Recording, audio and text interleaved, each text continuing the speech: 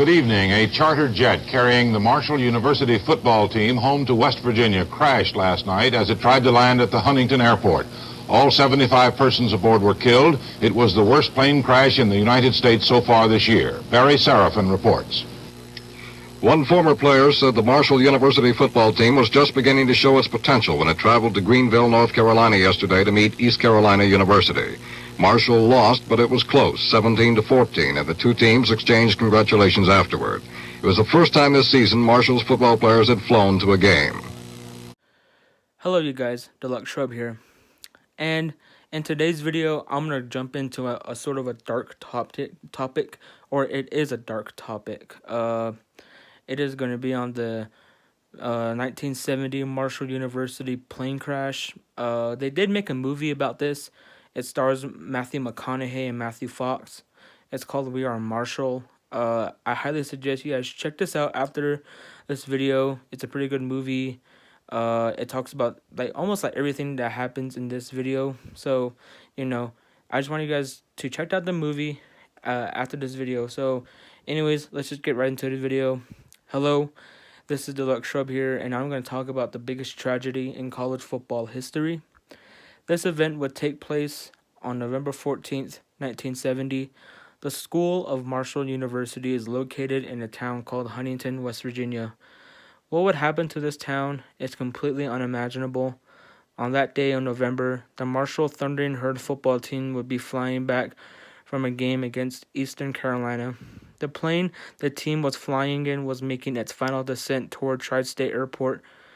Then the plane hit a hillside near the airport, and there were 75 passengers on this plane, and no one survived this plane crash. The crash killed the entire coaching staff, which included 8 coaches, 37 football players. There are some other players, but then they couldn't make the trip due to injury. 25 boosters. Boosters are people who supported the team, 2 pilots, and 2 flight attendants. In the crash, the school's athletic director was killed and a noble councilman for the town.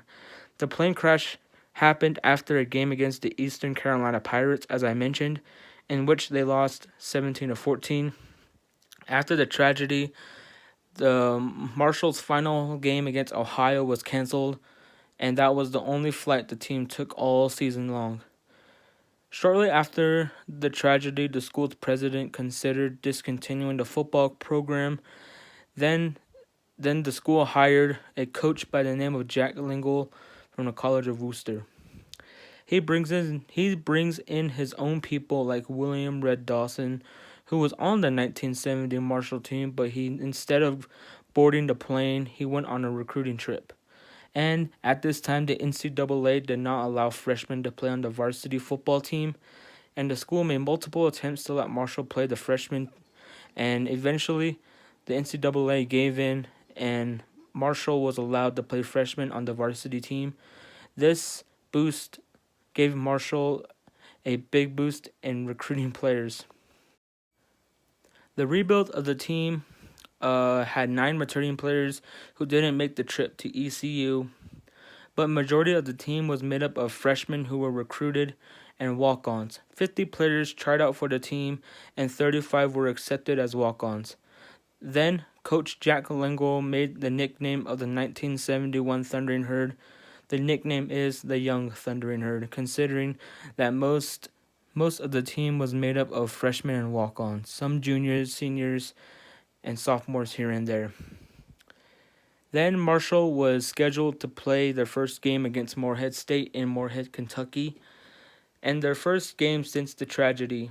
Marshall tried their best and tried to compete, but Marshall ended up losing to Morehead State by the score of 29-6. Their only score was a touchdown pass, in which ended up getting a standing ovation from the crowd of Morehead State and Marshall. Then their second game was against Xavier University. This game was going to be played in Huntington, West Virginia, the home of Marshall. People were not expecting a lot from this game. People had Xavier winning. Then Marshall shocked the world and they beat Xavier 15-13. People were very emotional over this win over Xavier. After this game, Marshall won one more game against Bowling Green. The score was 12-10.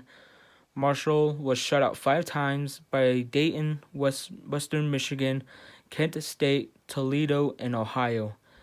The 1971 Thundering Herd would finish 2-8, and Marshall would finish second to last in the Independent Conference. After the season, Coach Red Dawson retired, and he would never return to coaching football again. Jack Lingle would coach Marshall for 3 more years until he left in 1974 for a athletic director job.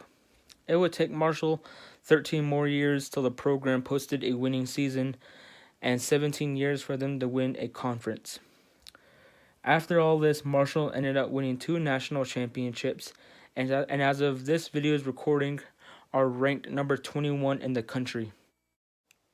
Okay, so before I end the video, let's just look up the Marshall University schedule of 1971. As you can see, week 1 at Morehead State, they lost 29-6, which started the season 0-1. Then week 2 versus Xavier, they won 15-13. Then they went up to 1-1. And then next week, at week 3 at Miami, Ohio, they lost 66-6. Then at Northern Illinois, 18-33.